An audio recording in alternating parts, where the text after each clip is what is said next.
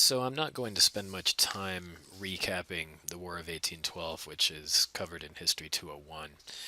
But long story short, it was a war of choice, started by the United States against Britain for perceived threats both at sea and from natives that the U.S. felt Britain was encouraging, and the U.S. also felt Britain was ignoring U.S. sovereignty or disrespecting U.S. sovereignty. In the process, some Americans thought they could wrest the control of Canada from Britain and add Canada to U.S. territory. That goal failed, and actually, the U.S. did not do very well in the war.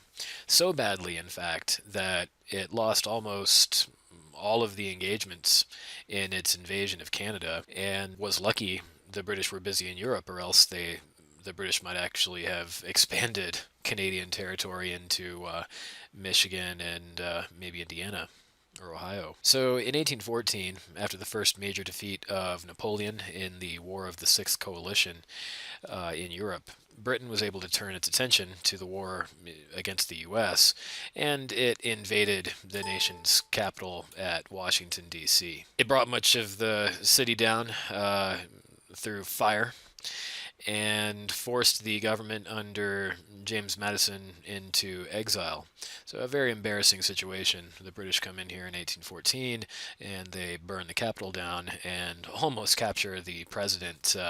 President Madison had to flee Washington a couple hours before the British invasion of the city took place.